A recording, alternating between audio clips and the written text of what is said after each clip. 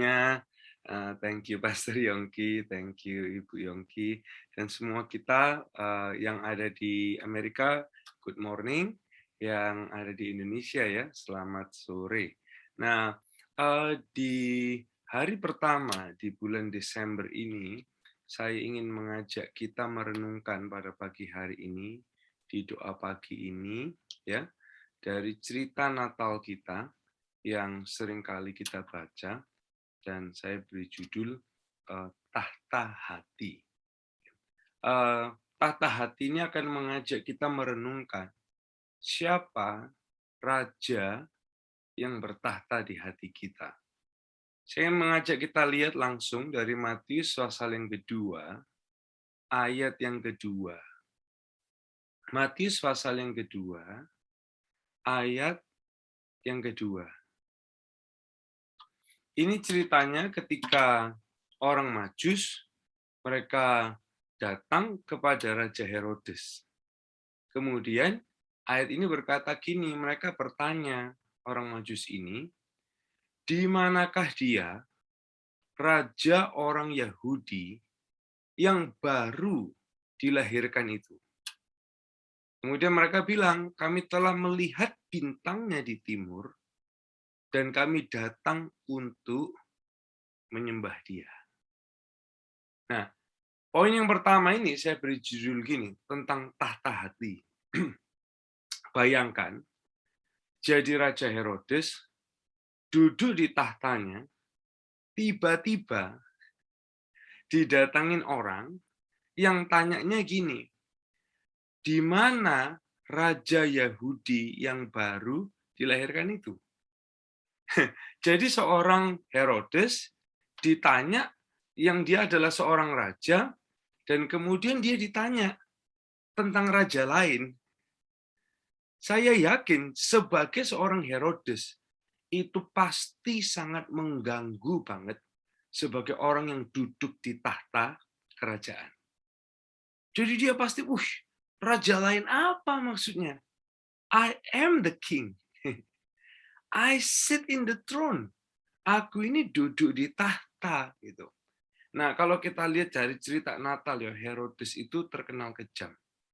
Bahkan kalau kita mau pelajarin tentang sejarah Herodes, dia berani dan tega bunuh keluarganya sendiri untuk mempertahankan tahta dia, supaya dia tidak tergantikan.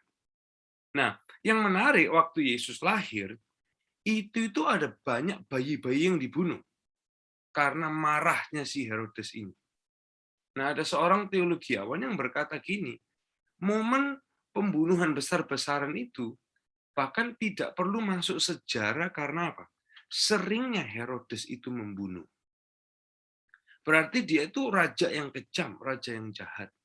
Nah, Bapak Ibu Saudara sekalian, kalau kita merenungkan ini ya, cerita Natal ini ya, sadar nggak kita? Ini pertanyaan yang perlu kita renungi. Yang menguasai hati kita, mohon maaf ya, itu juga seringkali kejam. Yang duduk di tahta hati kita seringkali tidak mau Yesus jadi raja di hati kita. Sehingga melalui cerita Natal ini, pagi hari ini, renungan ini mengajak kita merenungkan gini, siapa yang duduk di tahta hati kita?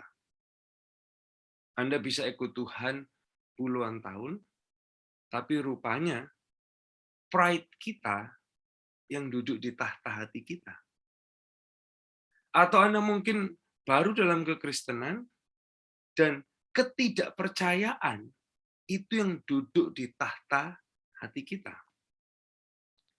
Hidup mungkin mengecewakan, sampai kadang kita jadi orang yang punya kebencian. Kita bisa ikut Yesus, ikut ibadah, ikut doa, tapi kebencian yang bertahta di hati kita.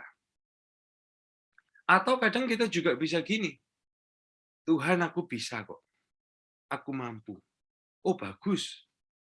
Tapi kadang kita mengizinkan gini, kekuatan kita itu yang duduk di tahta hati kita. Bukan Yesus yang duduk di tahta hati kita. Nah, sehingga ini yang perlu kita renungkan bersama-sama pada pagi hari dari cerita Natal ini. Siapa yang duduk di tahta hati kita? Kalau Herodes waktu itu didatangin, ditanya, mana raja yang baru lahir? Wah, dia panas banget. Karena buat dia gini, aku ini yang duduk di tahta kerajaan. Nggak ada raja lain. Nah, kadang ya, mohon maaf Bapak Ibu Saudara sekalian, kalau ketidakpercayaan kita itu disentil, kadang kita bisa tersinggung. Karena apa? Buat kita, ini kan yang menguasai hatiku. Kalau terusik, kita marah gitu. Kadang kebencian kita itu diusik, mungkin orang kasih kita masukan gini, wah kita langsung nggak terima. Kita langsung panas, kita langsung marah. Mungkin pride kita ditegur, diingatkan, wah kita langsung nggak senang, tersinggung. Karena apa? Karena bagi kita itu yang menguasai hati kita. Sehingga itu yang duduk di tahta hati kita. Nah, sehingga dari cerita ini, mengajak kita merenungkan bersama. Siapa yang duduk di tahta hati kita? Nah, poin yang kedua dari cerita ini adalah gini. Herodesnya ini terancam. Herodesnya terancam. Di ayat yang ke-8, dia bertanya gini. Ia menyuruh mereka ke Bethlehem, katanya, menyuruh orang-orang Majus ini ya, pergi dan selidikilah dengan seksama hal-hal mengenai anak itu, dan segera sesudah kamu menemukan dia, kabarkanlah kepadaku, supaya aku pun datang menyembah dia.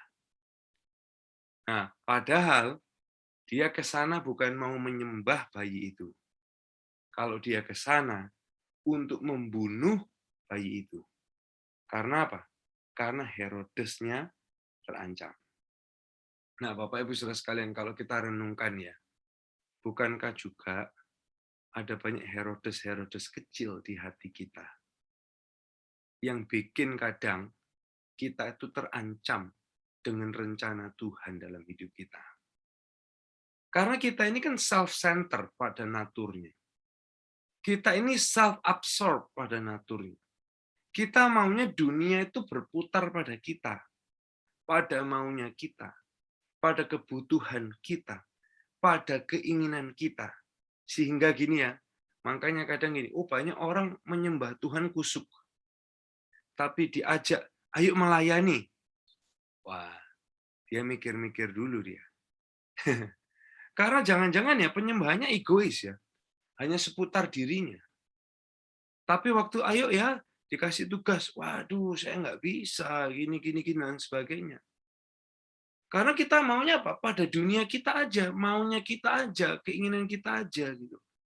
Ada Herodes-Herodes kecil gitu. Yang berambisi di dalam kita, yang maunya hanya tentang maunya kita. Herodes dia bukan mau ke sana untuk menyembah bayi itu, bukan. Dia maunya ke sana untuk apa? Membunuh bayi itu. Karena apa? Herodes terancam. Nah, Herodes-Herodes kecil di dalam kita ini bisa terancam. Ayo melayani sesama. Diajak kemana sama Yesus? Waduh Tuhan, ya belum Tuhan. Gitu. Merasa apa? Herodesnya merasa terancam. Herodes kecil di dalam kita. Wah belum, nanti dulu Tuhan. Karena apa? Herodes kecil di hati kita ini teriak. Lu ini kan tentang aku, tentang tahtaku. Nggak boleh ada yang nandingin. Termasuk gini, maunya Tuhan pun jangan menandingin mauku. Gitu. Herodes kecil kita bisa teriak, ini nyamanku, my comfort. Aku enak kayak gini, mau-maunya aku. Jangan bawa aku ke rencana Tuhan. Nanti nggak nyaman Tuhan gitu. Aku enak kok dengan mau-mauku sendiri. Aku nyaman kok dengan insecure-ku. Aku nyaman kok dengan sakit hatiku. Aku nyaman dengan rasa maluku. Tuhan jangan bawa ke rencana Tuhan. Nah makanya Bapak Ibu saudara sekalian, doa jadilah kehendakmu dalam hidupku. Itu enggak gampang buat orang Kristen. Itu enggak gampang banget. Karena apa? Herodes kecil di dalam hati kita ini seringkali dia teriak. Dan dia komplain. Nah, dari perenungan pagi hari ini, Yang pertama ya, siapa bertata di hati kita, benar ya? Herodes yang merasa dia duduk di tahta kerajaan kan, begitu ditanyai raja lain, wah dia marah banget. Yang kedua, Herodes terancam. Nah ini cerita tentang kita. Ada Herodes-Herodes kecil di dalam kita, yang kadang juga bisa terancam dengan rencana Tuhan dalam hidup kita. Sampai kita kadang nggak mau, kadang kita nolak, kita suruh Tuhan menunggu gitu. Kalau kita nyuruh Tuhan nunggu, kita senang. Tapi kalau Tuhan suruh kita nunggu, kita marah. Ya kan? Kalau gitu, Tuhan, aku udah doa bertahun-tahun kok Tuhan nggak jawab gitu. Giliran Tuhan mau pakai kita, tunggu ya Tuhan. Gitu. Sabar ya Tuhan. Belum ya Tuhan. Gitu. Kadang kalau Tuhan yang suruh nunggu kita, kita oke. Tapi kalau kita disuruh nunggu sama Tuhan, we are not okay. Nah, seringkali Herodes kecil kita ini loh terancam. Sehingga dari cerita ini, Bapak Ibu Saudara sekalian, apa sih yang Tuhan mau untuk ubahkan dalam hidup kita? Dari cerita Herodes yang simple ini, perenungan di awal Desember ini memasuki dan memaknai musim Christmas ini. Yang pertama adalah gini, Tuhan, dia mau jadi raja di hidup kita. Bukan insecure kita, bukan rasa malu kita, bukan rasa malas kita, bukan kenyamanan kita, bukan Herodes-Herodes kecil seperti itu yang di dalam kita, tapi dia mau jadi raja di hati kita. Dan kalau dia raja, maka gini, kehendaknya yang harus terjadi dan menguasai hati kita. Nah, yang kedua yang bisa kita aplikasikan dari cerita ini adalah gini, biarkan Tuhannya Alkitab itu menjadi Tuhan kita. Kenapa saya bilang gitu? Karena gini ya, seringkali orang cari Tuhan seperti yang mereka mau, bukan Tuhan seperti yang dinyatakan di Alkitab. Contoh, saya kasih contoh ini. Ya, saudara kan sudah lihat saya ya, contohnya saya aja ya. Seandainya gini, ada orang yang bilang gini sama Anda, gini, oh yang namanya Elia itu ya, tinggi, 180 cm. Gitu. Rambutnya ikal panjang seperti Absalom. Gitu kan. Hidungnya mancung seperti Justin Bieber. Misalnya. Wah orangnya itu ya, suka ini terbang dan dia itu pilot yang handal. Dan kemudian Elia itu ya, dia itu ya ternyata gemarnya itu astronomi gitu kan. Wah, ternyata orang itu seperti gini-gini. Nah, Bapak Ibu Saudara sekalian, itu kan gambaran orang tentang saya gitu. Waktu ketemu saya aslinya, loh ternyata kuntat orangnya gitu. Ya kan? Loh ternyata dia nggak mancung seperti Justin Bieber gitu. Ternyata rambutnya pendek. Nggak panjang, nggak ikal seperti Absalom gitu. Ternyata orangnya naik pesawat aja bisa takut apalagi jadi pilot gitu kan. Ternyata nggak suka astronomi. Nah, Bapak Ibu, kenapa saya kasih contoh gini sama halnya. Kadang kita itu ya ngebayang-bayangin Tuhan seperti yang kita mau, tapi bukan seperti Tuhan yang dinyatakan di Alkitab. Nah, kita ini nyoba nawar-nawar, mengurang-urangkan Tuhan, melebih-lebihkan Tuhan. Malah kadang kalau bisa kita buat Tuhan tuh utang sama kita. Tuhan, aku udah gini loh ya. Aku udah gini loh ya, kok Tuhan belum gini gitu kan. Nah, Bapak Ibu Saudara sekalian, nah, ayo kita renungkan bahwa gini, biarkan Tuhan Alkitab ini itu jadi Tuhan yang nyata buat kita. Bukan hanya Tuhan bayangan kita gitu. Nah, Herodes kecil di dalam kita maunya kita itu taunya Tuhan seperti yang kita bayangkan. Oh, Tuhan Yesus harusnya gini, Yesus harusnya gini.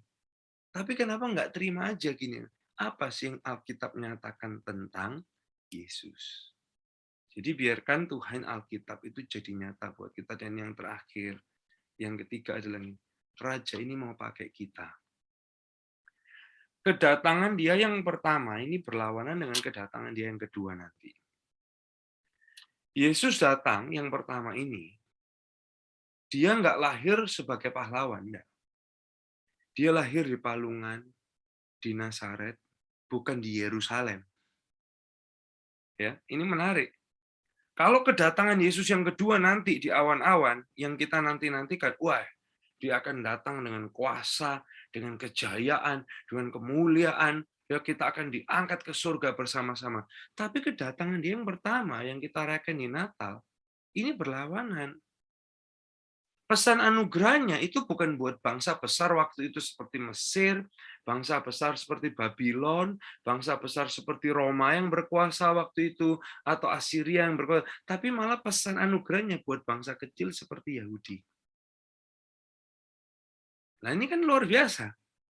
Raja ini mau pakai kita loh.